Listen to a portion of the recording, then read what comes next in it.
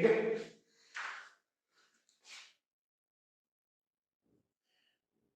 बहुत easy topic है।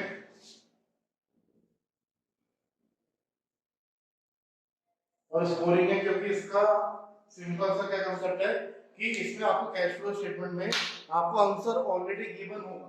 ठीक है, तो बस आपको मैच करना है। ठीक है, तो कंसेप्ट फॉलो करो, मैच करो। तो कैश फ्लो स्टेटमेंट को हम कंटिन्यू करते हैं। तो कैश फ्लो स्टेटमेंट में हमने क्या सीखना है? पहली बात तो देखना है कि फ्लो। फ्लो मतलब दो तरीके से फ्लो हो सकता है, जैसे कि इनफ्लो एंड आउटफ्लो। अब फ्लो किस चीज का होगा? फ्लो होगा आपका कैश का। ठीक है, या तो कैश इनफ्लो होगा या कैश आउटफ्लो। अब फ्लो तो अगर हो रहा है, लेकिन हमें कैसे पता चलेगा? तो उसके लिए हम क्या बनाएंगे? स्टेटमेंट तैयार करेंगे। तो स्टेटमेंट बनाने के लिए हमारे पास ये चीज ध्यान रखनी है कि जो कैश आउटफ्लो और इनफ्लो जो हो रहा है, ठीक है, उस बेसिस को हम लेके चलते हैं। किस बेस पे? एक्टिविटी बेस पे। तो अगर एक्टिविटी बेसिस पे लेके चलते हैं तो एक्टिविटी बेसिस के पॉइंट पे हम तीन कंसेप्ट को लेके चलेंगे। ठीक है, पहला है आपका ऑपरेटिंग एक्टिविटी। अच्छा, बस ये चीज ध्यान रखना कि जो भी मैं फॉर्मेट बना रहा हूँ, ठीक है, उस फॉर्मेट का फॉलो करना। अगर कोई आइटम मिलता है तो ठीक है, नहीं मिलता है तो उसको स्किप करते हुए आगे बढ़ते जाना, लेकिन फॉर्मेट मत छोड़ना। ठीक है, तो ऑपरेटिंग एक्टिविटी। नेक्स्ट आता है आपका इन्वेस्टिंग एक्टिविटी। शॉर्ट वीडियो में पूरा चीज कंसेप्ट क्लियर करेंगे। And financing activity. तीन एक्टिविटी को अगर हम फॉलो करते हैं, क्लियर है? तो हम एक एक करके तीनों एक्टिविटी को सीखेंगे। अब तीनों एक्टिविटी कैसे कैसे चलेंगी, कैसे कैसे प्रोसेस रहेगा, वो चीज हम देखते चलेंगे। स्टार्ट करते हैं। अरे ऑपरेटिंग एक्टिविटी लेके चल रहा हूं पहले।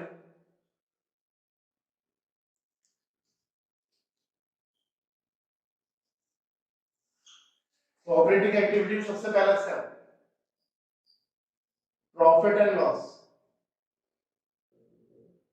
देन उसके बाद कुछ आइटम ऐड करेंगे हम इसमें। शॉर्ट में लिख रहा हूं, यही शॉर्ट ट्रिक आपको याद रखनी है। पीपीजीआई। पीपीजीआई मतलब पी मतलब प्रोविजन फॉर टैक्स। कौन से वाला? मेड। या फिर गिवन नहीं है तो करंट। फिर आता है प्रपोज डिविडेंड। प्रपोज डिविडेंड कौन सा? Current year. अगर एडजस्टमेंट में गिवन है तो आपका जाएगा कौन सा?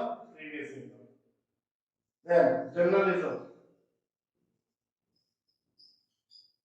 Then interim dividend.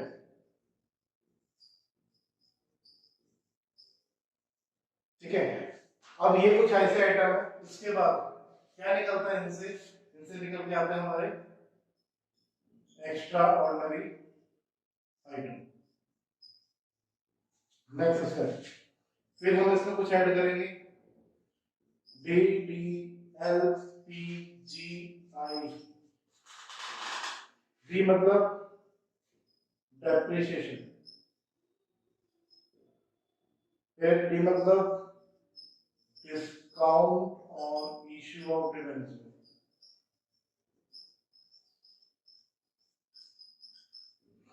एल मतलब loss on fixed asset. P मतलब प्रिलिमिनरी एक्सपेंसेस।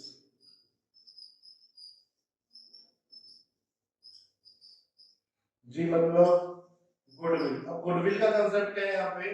गुडविल अगर आपको वहां पर क्या मिलेगी? डिक्रीजिंग रूप में मिलेगी तो आएगी यहाँ पे, नहीं तो आपकी इन्वेस्टिंग एक्टिविटी मिलेगी। If decrease. Then I interest on debenture. अब इंटरेस्ट ऑन डिवेंचर किस पे निकलता है हमेशा? Opening value. इस पे कैलकुलेट करेंगे opening value.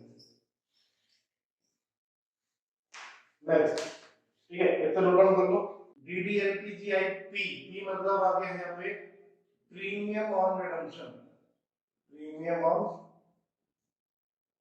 Redemption of preference. Than less करेंगे, दो ही आइटम है। आरपी। आर मतलब रेंटल इनकम, रेंटल इनकम किस पे? Interest on investment, interest on investment. P मतलब प्रॉफिट ऑन फिक्स्ड। ठीक है, अब इससे क्या निकलेगा? इससे भी कुछ निकलेगा जिसको हम क्या लिखेंगे? Profit before working capital, profit before working capital. अब वर्किंग कैपिटल का हमने वैसे कंसेप्ट क्या सीखा था भाई? क्या होता है वर्किंग कैपिटल का मतलब?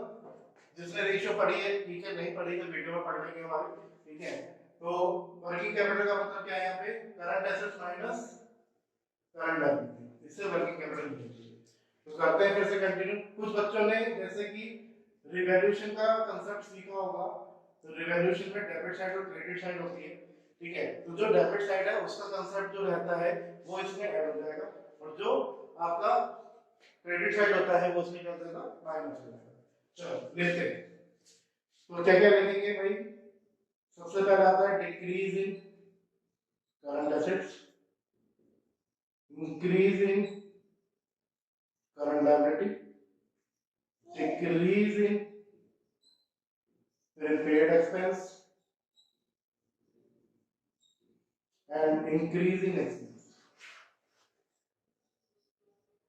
increase in expense। अब कुछ बच्चे तो भाई जैसे सीख जाते हैं कि वाइस वर्सा, जस्ट उल्टा वैसे ही होगा इसका, बट मैं फिर भी आप लोगों के लिए लिख देता हूँ, इसी के जस्ट उल्टा लिख देंगे।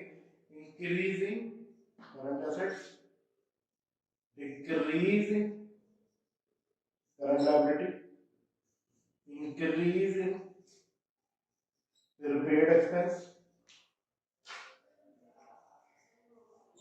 and decrease in expense।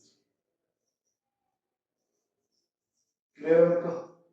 तो यहां तक तो हो गया हमारा टॉपिक है। देन अब क्या निकला इससे? इससे क्या निकलेगा आपका? Profit before tax. चलो जी, टैक्स भी दे देते हैं फिर। तो लेस करेंगे क्या? लेस करेंगे इसमें टैक्स पेड या फिर प्रीवियस। तो इससे क्या निकल के आ जाएगा बच्चों? Cash flow from operating activity. Clear है? देन इसके बाद आती है investing activity and financing activity, ठीक है। वो आप इससे नेक्स्ट इधर पे ही करना।